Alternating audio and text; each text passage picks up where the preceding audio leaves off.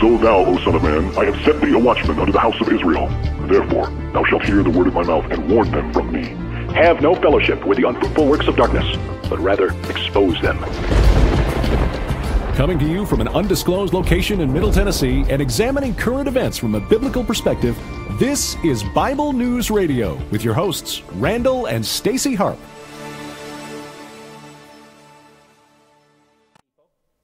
Inherently and historically opposed to secret societies, to secret oaths, and to secret proceedings. All right, this is Band of But we Patriots. are opposed around the world We're going to by play a this monolithic minute.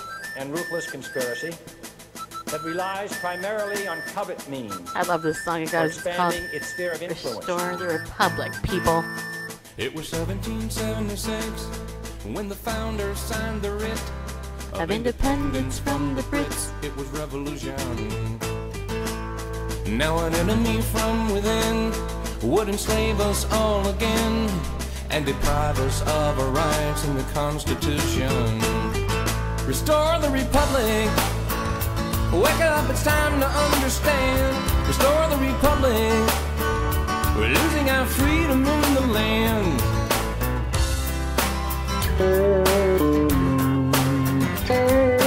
Working from behind the scenes, controlling everything. From the daily news we read to the politicians. Everybody. And they're pulling out financial strings, more powerful than kings. It's a central bank elites bringing our destruction. Restore the Republic. Wake up, it's time to make a stand. Restore the Republic. We are the people and we can. Okay, so that is Restore the Republic by Band of Patriots. You guys can look that up. I love that song, by the way. I could play the whole thing, but I'm not going to because we only got an hour. So anyway, thank you for tuning in, everybody. We're still trying to figure out why we're not actually on Facebook Live, but we're trying to get there in case some of you want to actually watch us over there as well. But in the meantime, hello, people. I hope you're doing good. I hope you had a good day. And the very first thing I want to do right now is I want to give a shout out to Mr. Greenbeard himself, Mr. Greg R. Harvey. Today is Greg's birthday, and I don't know about you, but whenever I have a birthday, I want somebody to acknowledge it because, hey, it's my birthday, all right. So Greg does a lot for the Periscope community. You know, every morning he's on his scope, and he gives devotions, and he supports people. He's got a massive tribe of people who love him and support everything that he does. He's just a great guy. I have to admit, I've talked to him behind the scenes. He's probably one of the most genuinely compassionate people I think I've ever met, honestly. I really do. I mean, he's got such a tender heart for people, you know. I mean, I really think he's got a pastor's heart, but I also think he's what do I say? He's also you know, he's real. I guess that's a good word. He's real. He's authentic. You know, what you see with Greg is what you get, you know, and I like the fact that he was a guest on our show not too long ago, shared an amazing testimony. Oh my gosh, you guys, hey, if you guys haven't heard Greg's testimony, you need to go back to our archives and look it up and find it and listen to it, because I was blown away at the stuff that this man has gone through. And I mean, we all have a story, but his story is inspiring. I mean, it really is. He's got a wonderful family, great wife, and a Periscope family that loves him. And so here at Bible News Radio, I just want to wish Greg a happy birthday and let you know that we love you, dude.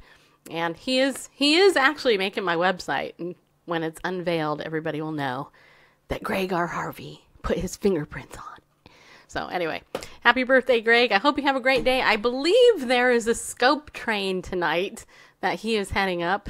I'm not sure if it's a birthday scope train or not, but Melanie or somebody else who's familiar with this could probably fill in everybody and let us know. And if you, Melanie, if you can find that out during the show and pass the info up, that'd be totally awesome.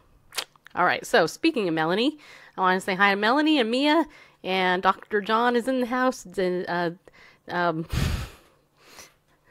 was going to say Denise Denise is here. Rachel, Carmela, Dottie, that's what I meant to say, actually. Taco Dave, Yo Quiero, Taco Bell Dave, RKW, Fergie, Ferguson, and some other people. I don't know who you are. It is a birthday scope train. Okay, cool. That's awesome. All right, good. So hopefully we'll be able to go on it. I am not going to go play pickleball tonight, even though this is pickleball night. I'm going to rest with my husband, Bareface, who's still sick and producing the show. So, of course, I have to thank my husband, who is sick, still producing my show, because I think it's because of me. He's sick. Yeah. Okay, the other thing we're going to talk about tonight is Donald Trump. We're going to talk about President Donald Trump. But before we get into Donald Trump's the news, one of the things I wanted to bring up first was this question to all of you. And you can put a one, well, here, let me ask the question. The question is this, and there's Scott. Hey, Scott. Okay, so here is the question I want to pose to you. When somebody says that they're praying for you, how does that make you feel? Okay. Now, let's just say, for example, and this is actually the reason I bring this up. There's an article over on the Christian Post titled, Perry Nobel lashes out at I am praying for you text, calls it condescending. Now, those of you who don't know who Perry Nobel is, he is a pastor who had some problems, and he became an alcoholic, and eventually he lost his church. He's kind of in the, what do I call, emergent church type pastors. And anyway, there's this article about him, and this really stood out to me. So I want to ask you guys this. I'm going to read the article, and then I'd love to hear your thoughts on this question. When somebody says that they're praying for you, how does that make you feel? Because I'm going to tell you how I feel when somebody says that. But this is what the article says. It says, Pastor Perry Nobel, now of Second Chance Church and formerly of New Spring Church in South Carolina, has hit back against a text message that someone was praying for him and explained why it provoked real, pure anger. Noble wrote on Facebook Monday that the text that got him riled up read, Hey, Perry, I just wanted to reach out and let you know I'm praying for you. The former megachurch pastor did not reveal who the text was from, but admitted that he felt anger, real purge anger, confusion, and disbelief. I think it's supposed to be pure, but I'm not sure if it says purge there. But anyway, why? Because the person who sent me the text has not spoken to me in 18 months. Okay, this fills in some gaps, doesn't it?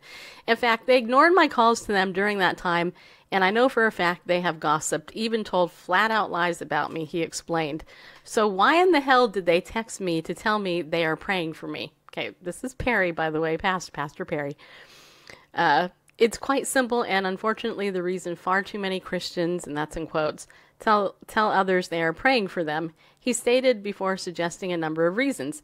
Noble argued that sending such a sentiment helps relieve a person's conscience, including in cases where they don't actually care about the subject. It places them in a place of spiritual superiority over you, in some cases, not all. I'm praying for you is actually one of the most condescending things you can say to a person who has gone through or is going through a tough time, he argued. Noble launched Second Chance Church in December and has been preaching online following a very difficult couple of years. He was removed from New Spring in 2016 due to struggles with alcohol. He later admitted that he was close to suicide while in rehab, and late last year he revealed that he and his wife will be divorcing. In his latest Facebook post, he suggested that there have been people who have said, I'm praying for you, and have been sincere, but at the same time argued that that is the exception and not the rule. What is more, he admitted that in the past he was guilty of the same thing. For years, I would tell people I was praying for them. However, as I look back, I was saying it to make me look good, and sadly enough, I actually didn't pray for them more often than I would like to admit, he confessed.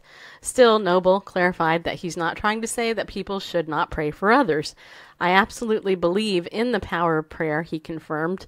However, when we do pray for someone, we shouldn't have to tell them, period, because if all we are doing is praying for people without having a relationship with those people, then we will naturally drift into what Jesus talked about in Luke 18:9-14. He added, referring to the passage where Christ warns against self-righteousness. Nobel has written a number of posts which he says are raw and not cleaned up or sanitized, sharing his honest feelings. In October, he revealed that some days he would wake up and say to himself, "You're a worthless piece of expletive," with his faith in Jesus the only thing pulling him through. He explained that he uses harsh language and does not wish to appease those who want a scrubbed and safe version of Christianity that simply doesn't work for the world.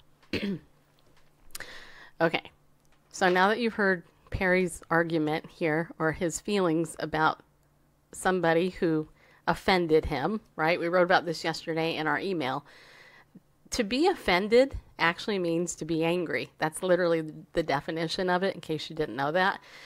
And it's interesting because, you know, I don't know about you, but if I was trying to reconcile with somebody, or I was trying to help somebody through a hard time, and I was reaching out to them during that hard time, and that person ignored me and didn't get back to me and stuff, I would be angry too, especially if a year and a half later they said, "Hey, I'm praying for you," in a text message.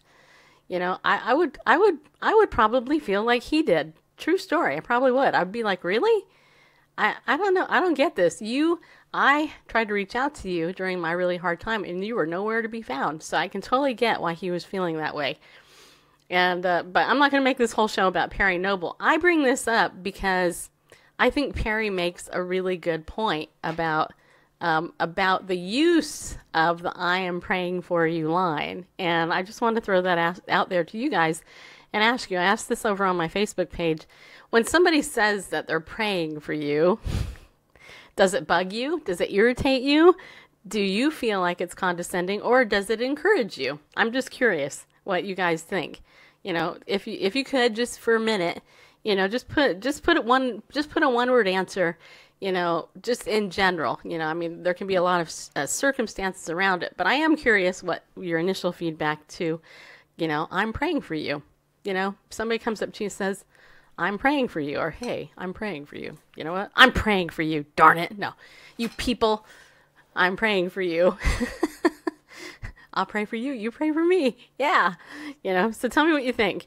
Okay, so Rachel says, "I'm honored and encouraged." Okay, that's a good answer.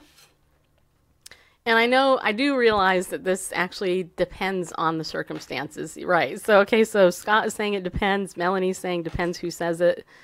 All right, let's see what other people say. I know there's a couple more in there. Mia says it depends. Okay.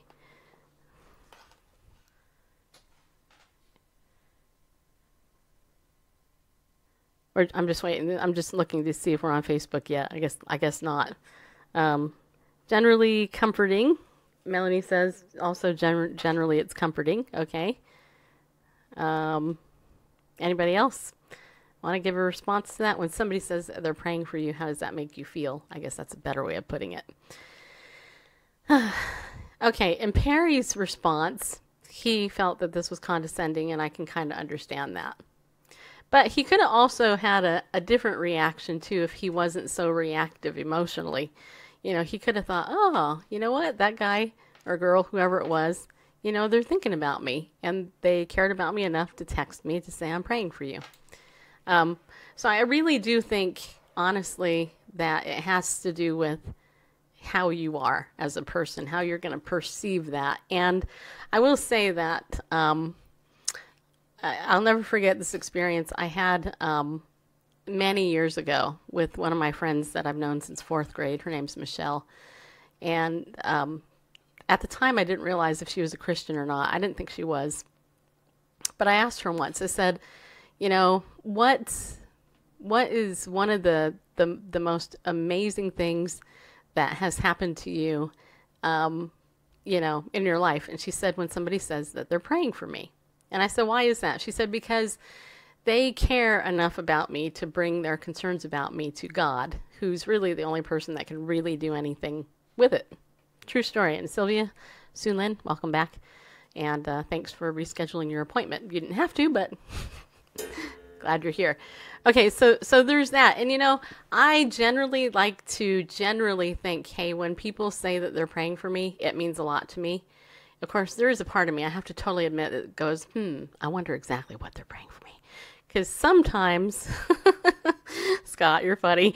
Because sometimes I'm like, you don't want to know what I'm praying for you. Because if you're a person that irritates me or I feel annoyed by you or something, I might be praying and complaining to God about you, saying, hey, you know, just so you know, God, did you know that blah, blah, blah, blah, blah, blah, blah, blah, said blah, blah, blah, blah, blah, blah. Take care of God.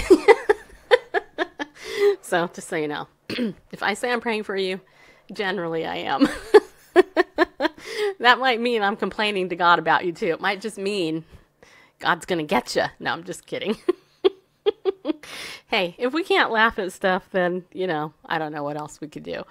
But anyway, it's an interesting conversation I think we could have forever if we wanted to. But there's so much news. I'm going to jump into some news. First thing I wanted to share is that sometimes the Lord tells me not to tell the person that I'm praying for them. Rachel, that's actually a good thing. And the scope train tonight is from 8:30 to 10 o'clock time zone. Eastern, Central, Eastern, probably Eastern, right? Anyway, so let's talk a little bit about some news and Donald Trump, but also tomorrow is the March for Life. It's going to be on the Washington Mall, where it usually always is. And anyway, Janet Porter this morning texted me, and if you got my email, you already know this news, but I want to tell you, it's Eastern time? Okay, good. I want to tell you that the National Right to Life betrays babies. This is what Janet put out, this press release.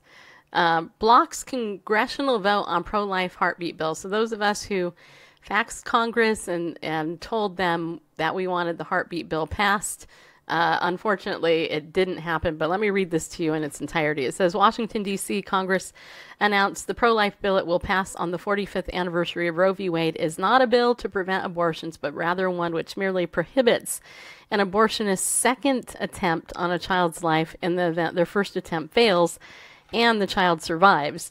Rather than pass H.R. 490, the heartbeat bill, to protect every child whose heartbeat can be detected, Congress chose instead to pass the Born Alive Abortion Survivors Protection Act, H.R. 4712, which won't prevent a single abortion.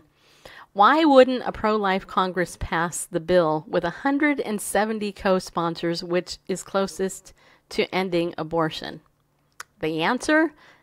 National Right to Life. As Congressman Steve King tweeted yesterday, National Right to Life Committee is working against 129 pro-life groups and leaders to block a vote on H.R. 490, My Heartbeat Bill Ending Abortion.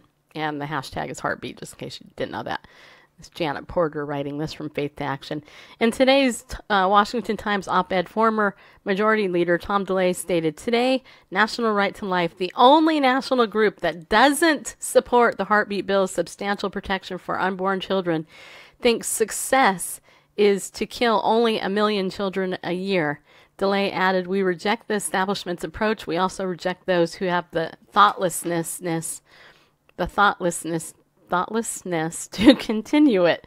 DeLay said, we have more than enough blood on our hands, and Congress has the means to stop this loss in nearly every case.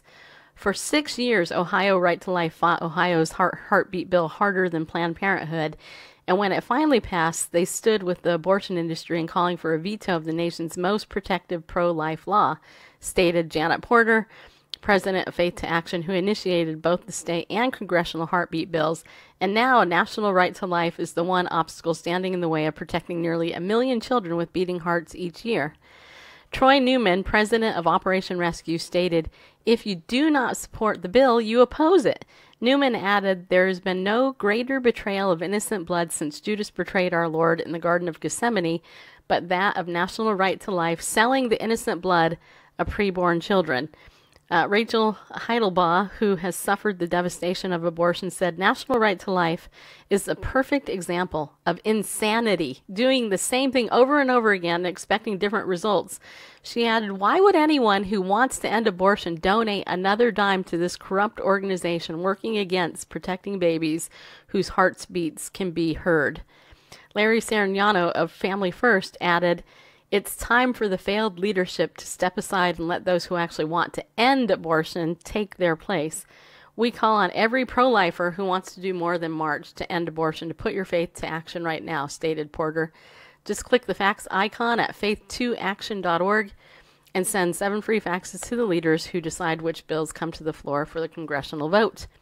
Better yet, click the button to send 476 faxes to Congress calling for the heartbeat bill stating merely protecting children who are born alive following an attempt to kill them is woefully inadequate. Now, I don't know about you. I can't say I'm real shocked, to be honest, because I'm not. I'm not shocked at all.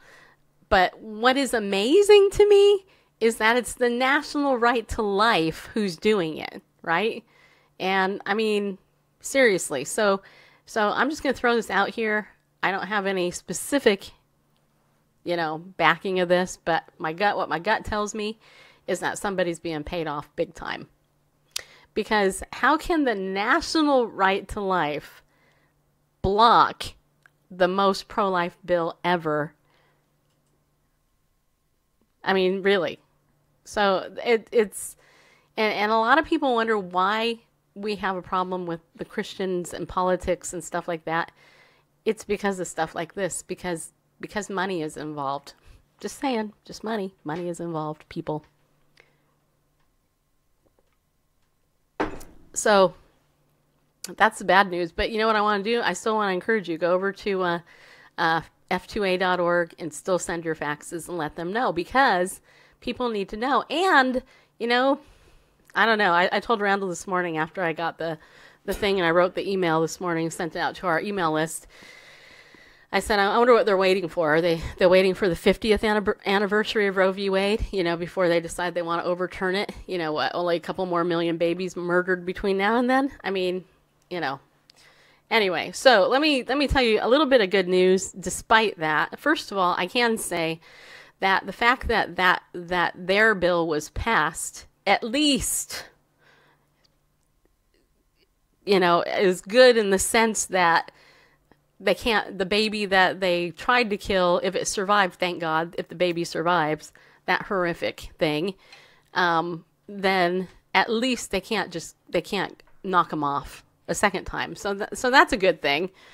But just think about that. I mean, just think how insane that is.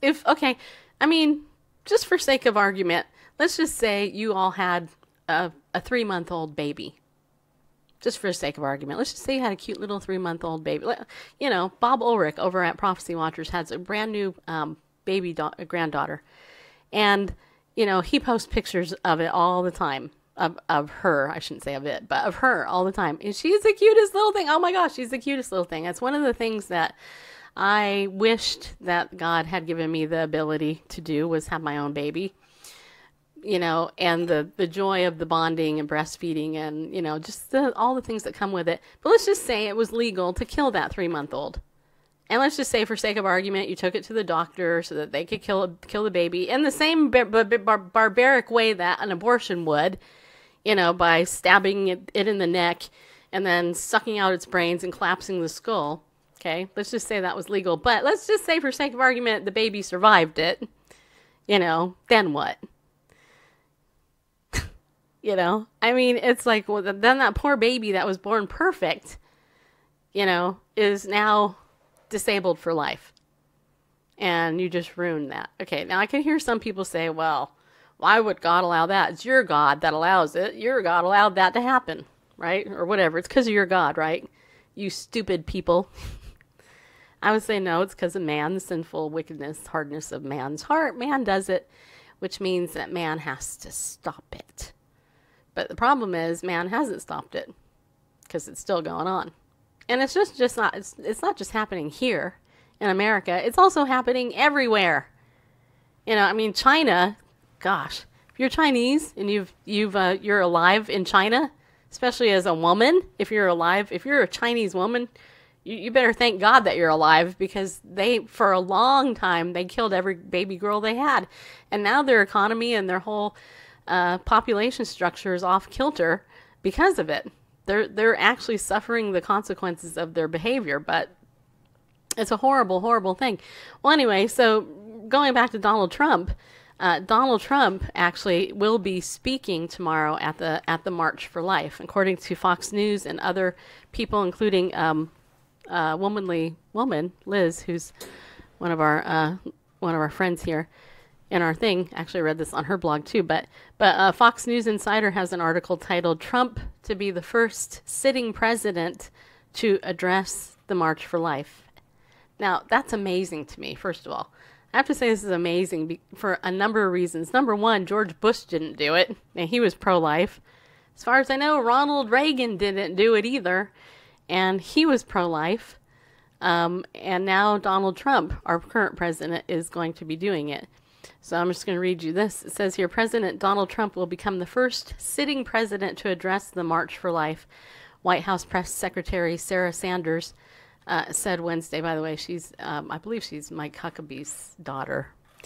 The annual event, held since 1974 in Washington, protests the Roe v. Wade decision dismissing many restrictions on abortion across the U.S. The press secretary said, on Friday, we're excited to announce that the president will become the first sitting president to address the March for Life from the White House live via satellite. To which I say, yay! The Roe v. Wade decision was written in the majority by Supreme Court Justice Harry Blackmun and handed down on January 22nd, 1973. Sanders said Trump will address the marchers live on Friday via satellite feed from the White House. She added that Trump will also travel to someplace in Pennsylvania, people. I don't know. It's in Pennsylvania. Near Pittsburgh this week to meet with workers and an equipment manufacturer that credited its 2017 successes to the president's pro-growth agenda. And if you want, you can watch all that on the internet. I have to say that one of my former guests, Jack Yost, his wife, Dr. Charmaine Yost, used to head up Americans United for Life. Charmaine is actually working in the Trump administration, and I have the honor of calling her a friend. And I have to say that I would not be surprised if she has a little bit of fingerprints on what Trump is going to say tomorrow. I don't know for a fact, but I will say that if I wouldn't be surprised. Because Trump has surrounded himself with some very actual pro-life people, which is kind of cool. Choose life people. That's what the Bible says. The Bible says choose life. And it's interesting because in the book of Exodus, I believe it is. Yeah, that's it, Melanie. We actually have depicted partial birth abortion in the Old Testament. I'm not sure if you guys even know that. But in the book of Exodus, when they were commanded to on the birthing stool to kill the babies that were coming out, that's actually happening back then. It was happening then.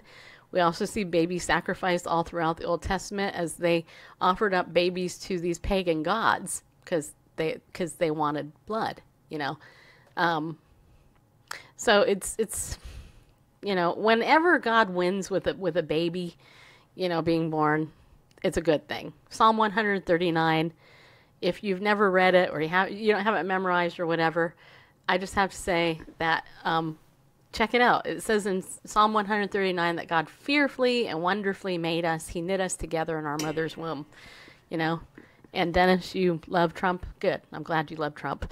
And are you Republican and gay? Or I missed that last part, but I saw that you're gay. That's okay. You're in my show. I'm actually going to talk about that in a second. You can stick around for what I'm going to say about that. But anyway, so this issue here is huge, and all we can do, you guys, is make an impact. And I'm going to tell you something. People who go and sidewalk counsel at the crisis pregnancy centers, not at the crisis, but at like Planned Parenthood and places like that, they make a difference. I used to do it. I know a lot of people that actually do it. And it does save lives. People don't think it does, but it does. And the good news, too, is that there are more crisis pregnancy centers in America than there are Planned Parenthoods, because Planned Parenthood is being exposed for the evil, wicked place that it is.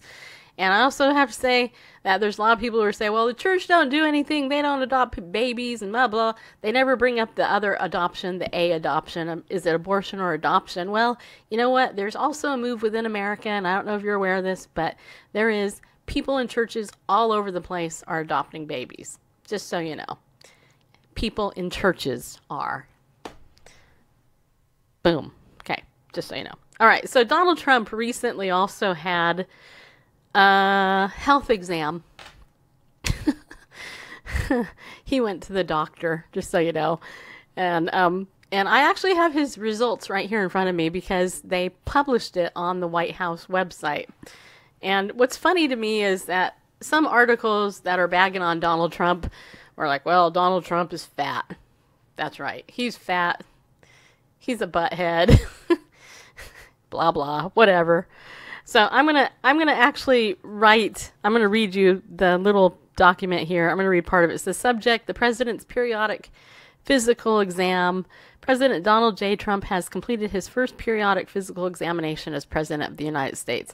I performed and supervised examination with appropriate specialty consultations and diagnostic testing. The exam was conducted January 12, 2018 by the Walter Reed National Military Medical Center. The purpose of this exam was to provide the public with an update of the president's current health status and to ensure the president continues to enjoy all the benefits of good health. This examination focused on evidence-based health screening and disease prevention. With President Trump's consent, I released the following health information. Vital statistics, age 71 years, 7 months. By the way, in case you didn't know, President Trump is our oldest sitting president ever. Height 75 inches, which means he's way taller than I am. Weight 239 pounds. I'm fatter than he is, just so you know. Resting heart rate 68. That's not bad. I beat him there. Mine's like 58 usually.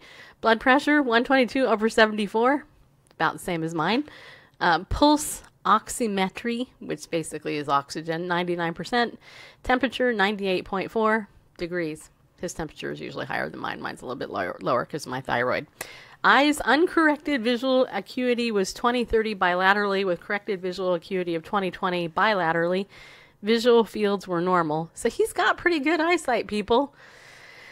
Head, ears, nose, throat. Normal exam of the head, ears, nose, mouth, and throat. Dental, he has healthy teeth and gums, in case you care.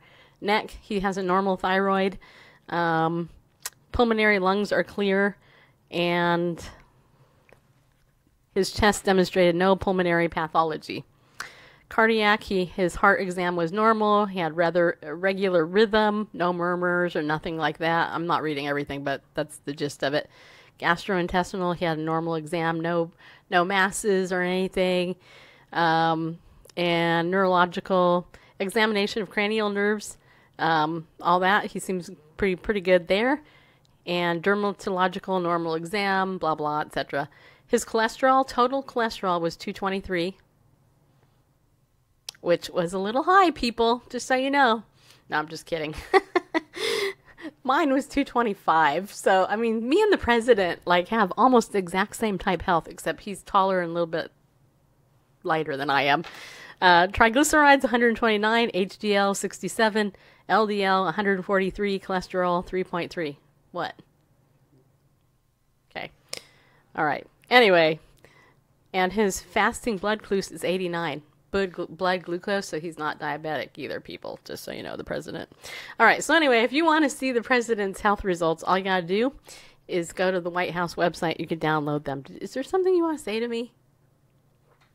No? No. Randall's going like this to me, so I don't know what that means. It means, yeah, whatever. Wrap it up. Snoozeville. Really? You guys find that boring? I didn't find that boring at all. Okay, anyway, I shared that because there's a lot of people out there who are saying that the president isn't healthy. And I just was pointing out that he is healthy. And I think it's important that our oldest president in the history of America, has good health. But anyway, okay, so the other article here is Trump claims he supports gay equality in letter to the log cabin Republicans. Okay, this is over on the advocate.com website, which is a homosexual blog or news blog or whatever it is. I don't know if it's actually a news site or just a blog. But anyway, Advocate. And the log cabin Republicans are homosexual Republicans. So generally they're conservative and all that. So anyway, so it says here, Donald Trump sent a letter to the log cabin Republicans. In it, the president and first lady, Melania Trump, congratulated the organization, the nation's oldest and largest group of LGBT conservatives, for celebrating the special milestone of its 40th anniversary. The signed note, dated December 21st, 2017, and printed on White House stationery, also addressed gay and racial equality. We are a nation founded on the undeniable truth that all of us are created equal. We are equal in the eyes of our Creator. We are equal under the law, and we are all equal under our Constitution, the letter declared, just so you know. No matter the color of our skin or our sexual orientation, we all live under the same laws, salute the same great American flag, and are made in the image of the same Almighty God. It added, as we write the next great chapter of our nation, we reaffirm our commitment to these fundamental truths and will work to ensure that all Americans live in a country where they feel safe and where their opportunities are limitless. It concluded, what a way to start the year, enthused Log Cabin President Gregory T. Angelo in a Wednesday email to members that included the letter. He thanked the Trumps for their kind memorialization of Log Cabin Republicans past and their best wishes for our future as we forge ahead together toward a more equal America. And then it says here, Log Cabin released the letter to followers and encouraged them to share it on social media the day following Trump's controversial proclamation for Religious Freedom Day. No American, whether a nun, nurse, baker, or business owner, should be forced to choose between the tenets of faith or adherence to the law, declared Trump's Tuesday proclamation. This language was interpreted as a veiled attack on LGBT Americans in light of the pending Masterpiece Cake Shop Ltd. v. Colorado Civil Rights Commission. Did you want to say something? Okay. A Supreme Court case focused on an anti-gay Christian baker who refused to make a cake for a same-sex couple. A lawyer from the Trump administration even argued on behalf of the baker. Well, I have to say that wait, hold on, that here, okay, my headset's, okay, that I actually have interviewed Aaron and Melissa Klein. Randall and I actually met them in person at the National Religious Broadcasters Convention a couple years ago, and it's really sad that they lost their case. But God is going to reward them. He will. Anyway, this goes on to say the two documents present a striking case of doublespeak. Support for religious freedom is at odds with any commitment to gay equality, since the former is really a license to discriminate against LGBT people. Thus, Trump's letter to the Log Cabin Republicans appears to be an attempt at having the cake and eating it too. And I actually concur with the author of this article here on The Advocate. I think Trump is walking a very thin line, because nowhere in that proclamation did he say, I believe homosexuals are born that way.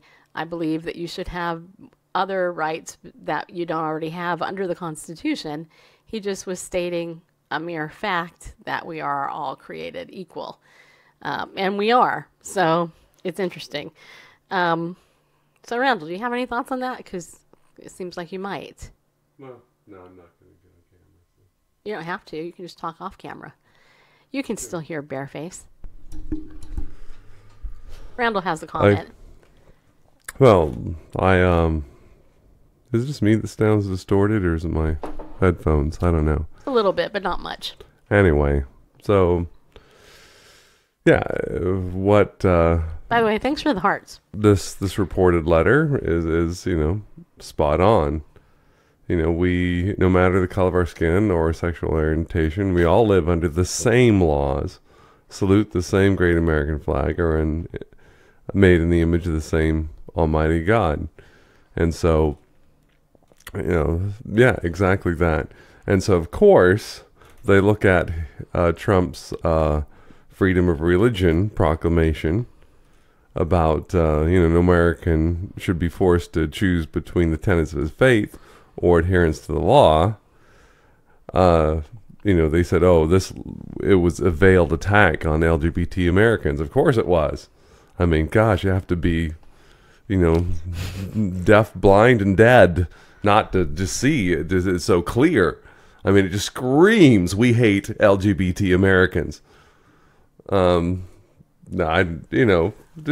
seems a little, a little egocentric. Oh, it's a veiled attack against us.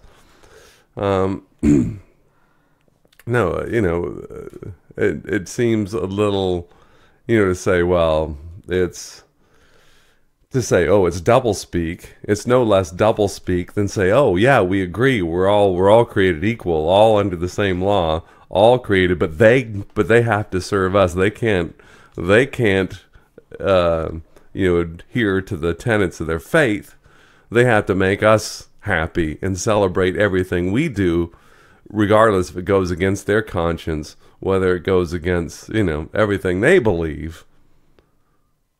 Then that's equally doublespeak. So the doublespeak calling doublespeak. Anyway. Interesting.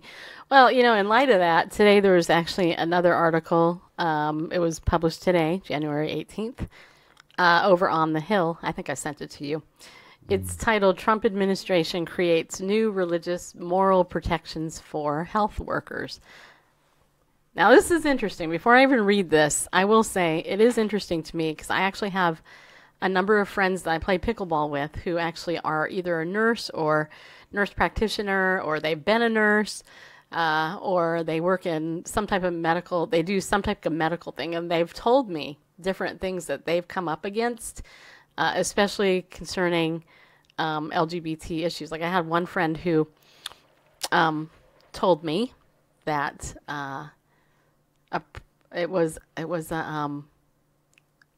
the appearance of the person appeared to be female, and they needed to have an X-ray done. But in order to have an X-ray done, they needed to know if the person was pregnant or not. And this individual who identified as a male absolutely refused to get the X-ray done because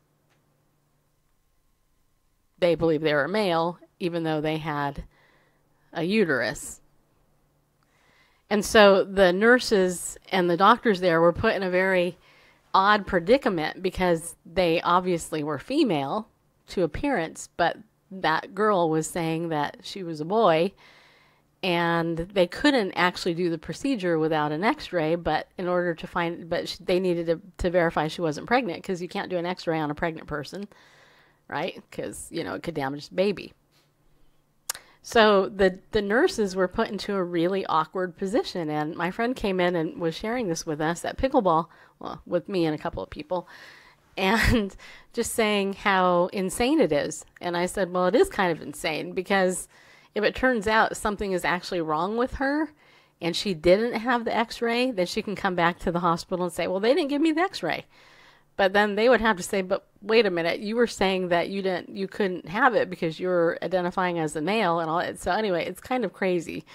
Anyway, so this thing here, and I still say this, it goes back to the issue of religious freedom versus homosexual, lesbian, gay, bisexual, transgender rights, LGBT rights, okay? So anyway, it says here, the Trump administration has created new protections for health workers who have religious and moral objections to certain procedures, such as abortion or assisted suicide. The Department of Health and Human Services announced Thursday it will create a new division under the Office of Civil Rights. Okay, my nose is itching. This bugs me when my nose itches. Anyway, responsible for investigating complaints filed by workers claiming that their employers have violated their religious rights. The changes represent a major shift for the OCR, which in the past has primarily focused on enforcing patient safety and privacy concerns.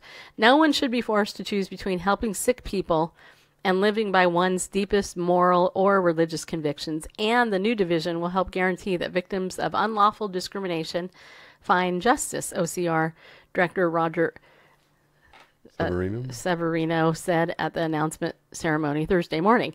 We are saying with the launch of this division, you do not need to shed your religious identity. You do not need to shed your moral convictions to be a part of the public square. The new division, called the Conscience and Religious Freedom Division, will enforce laws and regulations that protect conscience and prohibit coercion on issues such as abortion and assisted suicide in HHS-funded or conducted programs, according to the OCR's updated website. Workers who say they experience discrimination because they refuse to participate in specific medical procedures, including abortion, or were coerced in doing so, can now file a complaint with the office. Severino said the office has received 34 complaints since Trump took office.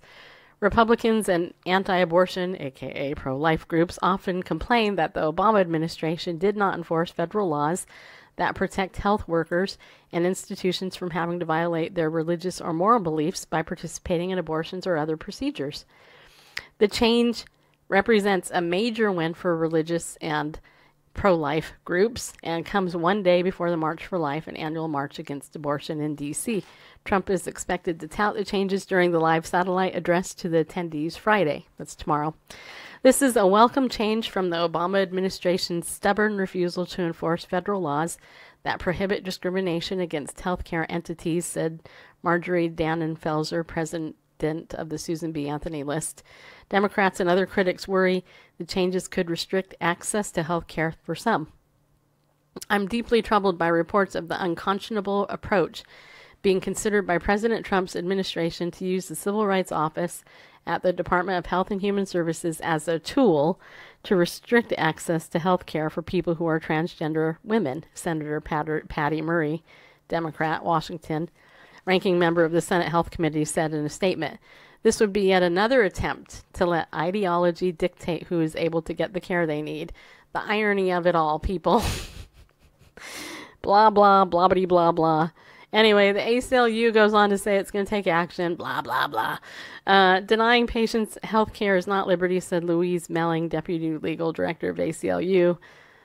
Choosing your patients based on their gender or gender expression is not freedom. Should the administration choose to move forward to implement discriminatory policy, we will see them in court, which is, of course, what they do.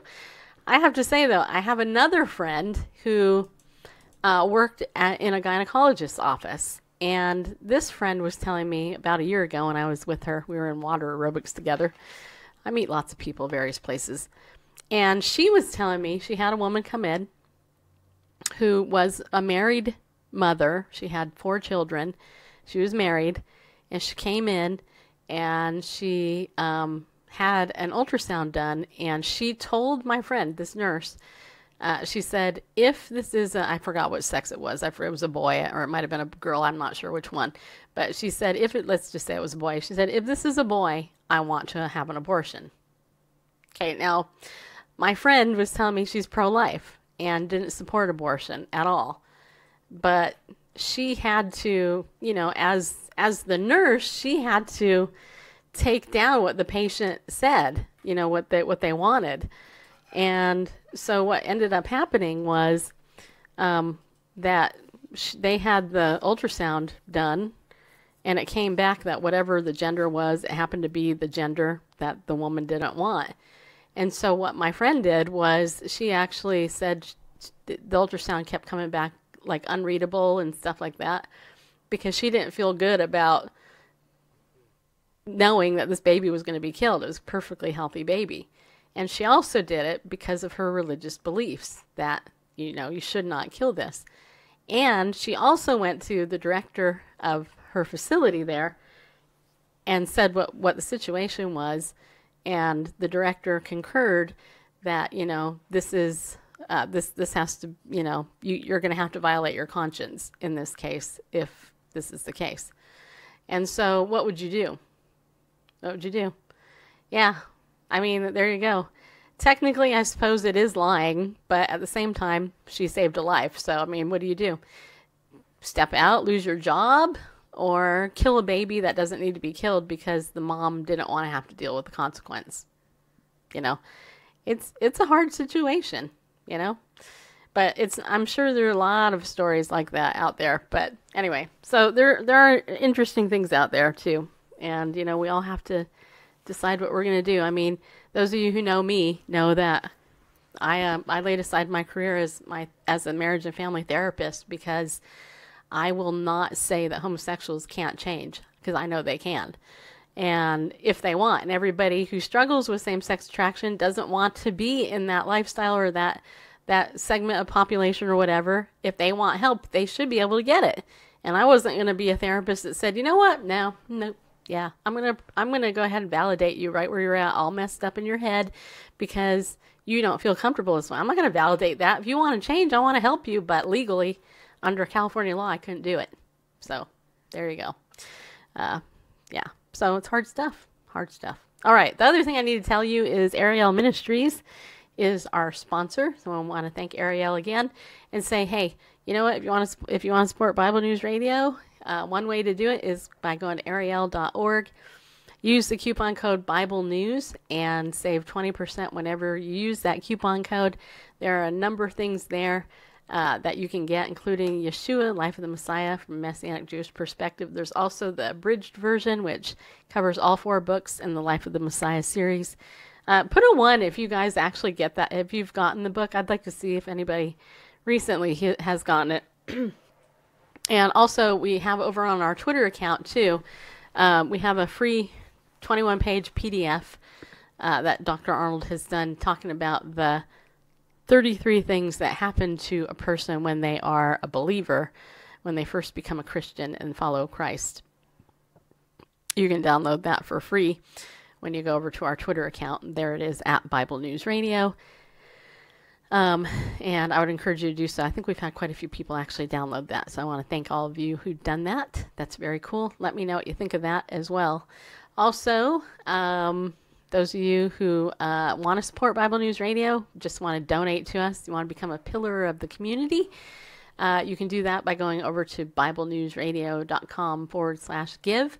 And I want to thank those of you who recently joined and become pillars. I really appreciate it a lot.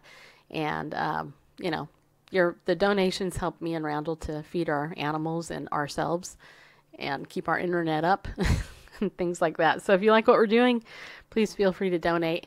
And those of you who have, I appreciate it a lot more than you know. Also, I want to let you know that we have the Unstuck Club. I'm going to be launching Unstuck Club Premium in February. But for now, you can join for free. And you can do that by going to bit.ly/Unstuck Club. This is weekly inspiration, move you forward. I got about 5 hours of free video in there for you now. You know, helping you to get unstuck, which hopefully as a Christian, you want to definitely get unstuck.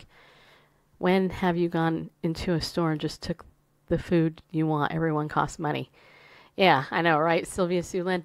So, anyway, so go to the Unstuck Club and do that. Also, what else was I going to say? Am I forgetting anything? I'm trying to think.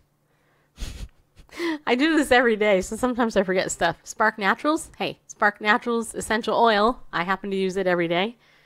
In fact, I actually have a bottle of LLP right here. This is lemon, lavender, and peppermint. This is called the Allergy Blend. And you can get that if you go over to sparknaturals.com. You know, get a diffuser, diffuse it. If you have allergies, especially, this stuff works really good. Just smelling it opens up my nasal passages. Anyway, or you can just get the 4-pack and then you can mix it yourself. Either way is okay. But anyways, use John 3:16, save 10% when you do that. And that 10%, the John 3:16 we'll get an affiliate commission, a couple bucks usually, depending on what you buy to Bible News Radio. That goes back to us. They pay out every $25 I earn. I think I'm like about $6 away from getting paid out again. So sparknaturals.com. All right, what else was I going to tell you? Tomorrow we have Denise Smith coming on the show. She's going to talk to us about sugar detox, how to do that. And it's going to be a good show. Denise is an amazing woman. She has an amazing story. Those of you who watched her last time she was on our show, you're going to be so blessed. You're going to hear her testimony.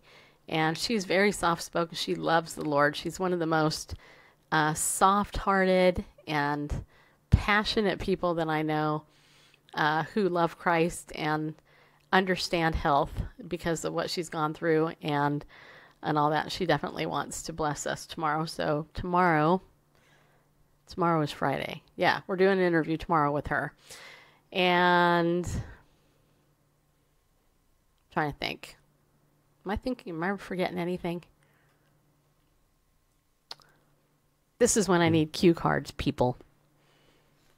Do you want to talk about the German study. Yeah, that was saving that for last. Okay, I think that was it as far as my announcements. Okay, one last story, and then we'll let you go. Okay, this is over on christiannews.net. It's titled, Study. Half of Germans have a Bible, but only 6% people read it regularly.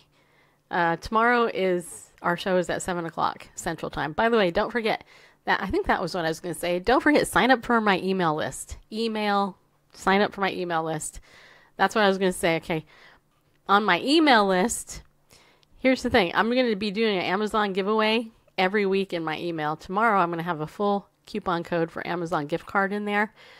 And whoever opens that email goes through my email and gets that gift card and goes and claims it at Amazon. If it's not already claimed, will win the gift card, just so you know. And then throughout the week, I'm going to put part of the next code in there. You guys are going to put it together. I'll be putting it in order, so you don't have to worry about that. And then next thing, you could win, just something fun from Bible News Radio. But we'll keep you in the loop. I write a daily devotion or news commentary on the news. Plus, there's my upcoming interviews people are going to be doing with me and upcoming guests and show recap, and I actually handwrite some of it at the top and all that. So yeah, hey, I spend a couple hours every day putting that together. So I mean, that's a couple hours of my day that I put that together. So those of you who read it, I appreciate it, which is why I want to reward you for reading it, because I know you get a lot of email, and I want you to read mine, and I want you to interact with it. So if you go to BibleNewsRadio.com, over on the right-hand side, a little bit down on the page, there's a place to put your name and email. I have to manually add it right now, so if there is no name, I will not put your email on my email list. There has to be a name with an email address. A couple of people have tried to sign up without a name, and I won't put you on. You're like, why? How come? My handwriting needs work? Really? Really? Did you really say that to me? Okay. All right, well, I like my handwriting. Anyway, okay, so let me read this story. Okay, so study. Half of Germans have a Bible. Only 6% read it regularly. It says here, in Germany, the country that once experienced the Protestant Reformation may not read the scriptures on a regular basis. Half of the Germans have a Bible at home, but only 6% actually read it, according to the data of Research Institute INSA Consular. Now you're teasing me, huh, Scott? Okay. I actually used to have really nice handwriting until grad school. I understand why doctors scribble. Anyway, it says here, the lack of interest in Bible reading is a reality among religious people as well. Director Herman Binkert said during an annual Christian Media Congress in Schwäbisch Gmund. I have no idea how to say that, but whatever. Anyway, only 8% of Roman Catholics and 7% of Protestants read their Bible regularly. Continue reading this story. I have to turn the page. Okay, the only Christian denomination that stands out are members of free evangelical churches, 32%, although even that figure is lower than expected. A certain interest in the Christian faith. The research also found that 17% of Germans would be open to learn more about the Christian faith. On the other hand, 26% said they are convinced there is no God. The Reformation anniversary in the media. At the Congress, experts also analyzed the impact of the 500th anniversary of the Protestant Reformation. Although 7 in 10 Germans heard about the commemorations. Is that right? Yes. Doesn't look right to me. Anyway, the message did not come across well enough. Communication analysts said the attendance to the hundreds of events organized in 2017 across Germany was low. About 230, is that 1,000 or? Yes. Journalistic reports about the anniversary were produced in German media outlets. I think that's supposed to be were.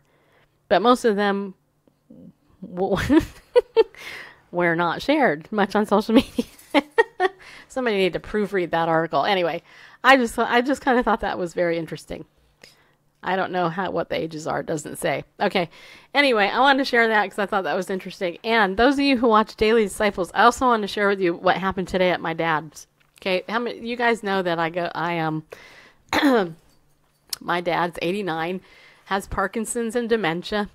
And for almost 3 weeks, I haven't seen my dad. So I actually visited him today because I'm over the cold for the most part. And I went down and I saw him. And I have to tell you what happened because because it was funny. So at where my dad lives in assisted living, apparently once a month, the cook of the place, the chef, the main chef, he holds a meeting with what they call the food council, right? So they open it up to all the residents to come down into the cafeteria area, dining room area, and then talk to the chef about their concerns on the menu. And, and to analyze the food and, all this other stuff. So I was there before the entertainment, and my dad and Ann decided they wanted me to go with them. So I was like, okay, this should be good. So I got to meet the chef and said hi to him. He welcomed me to the meeting. And so he's sitting there with a notepad, and there was my dad, Ann, a woman who was a writer for her whole life, some other woman, and I think 2 other women. So there wasn't that many people there.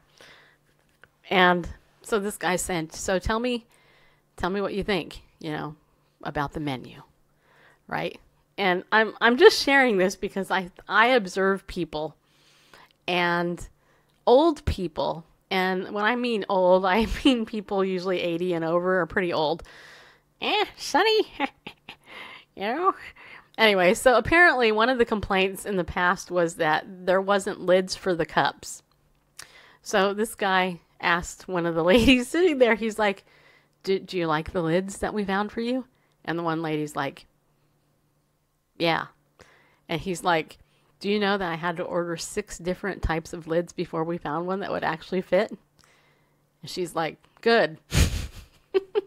And then another lady, I guess you had to be there to find this funny, but then there's this other lady, she's like, I have a complaint. And so I'm sitting there and I'm like, ooh, this should be good. Because one thing about elderly people that is funny that, that you'll find as you get older, or if you hang out with a lot of old people, is they'll just tell you. Elderly people don't hold back generally. Generally, they'll just tell you exactly how it is. If they don't like something, they'll let you know. And so this one elderly lady, she's sitting there. She's like, you know what I think? And Andrew was his name. He said, no, ma'am, what do you think? And he's like, you served too many green beans this week.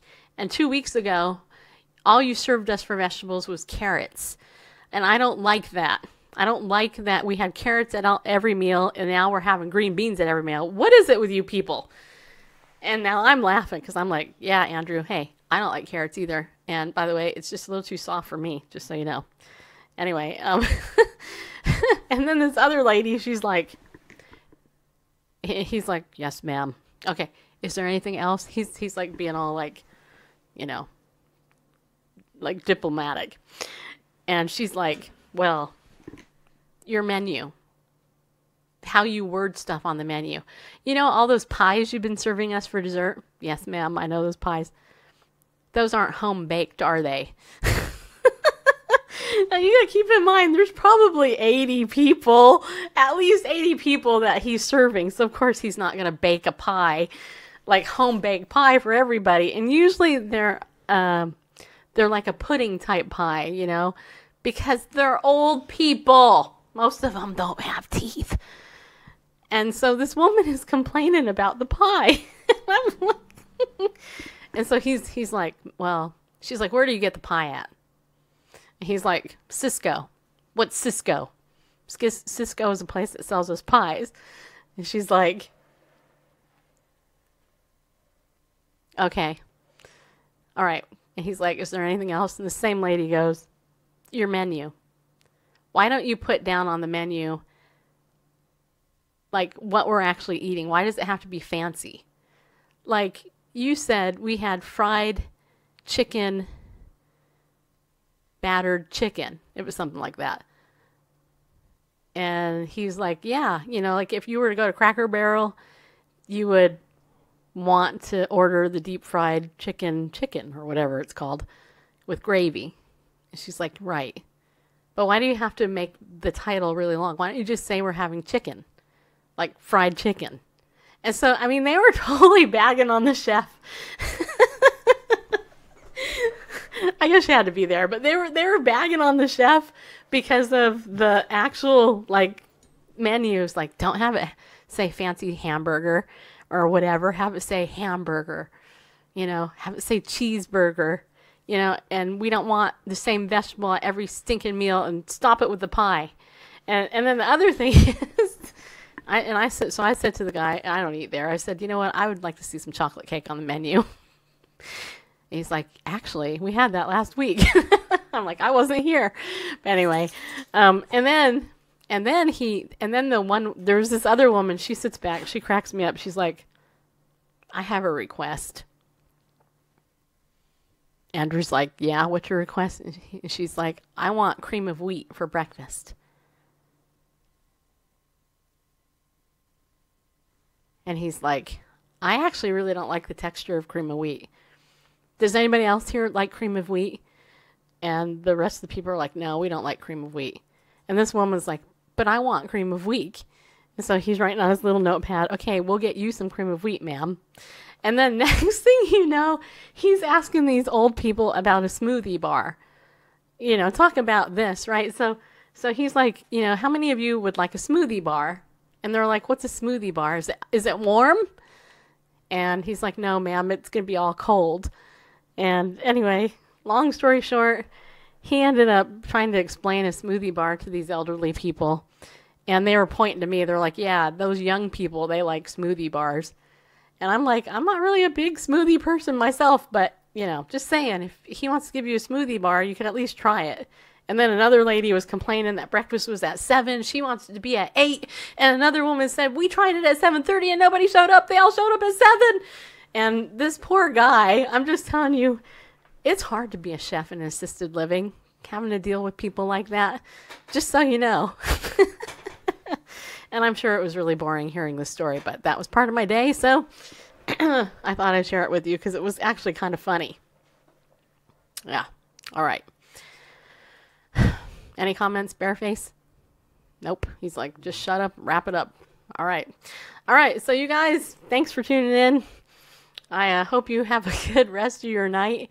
And we'll see you tomorrow with Denise. And I want to remind you, like I always do, unless I forget, which is very possible, be bold, stand up, and go with God. And don't forget, tomorrow the March for Life will probably be streamed live on C-SPAN.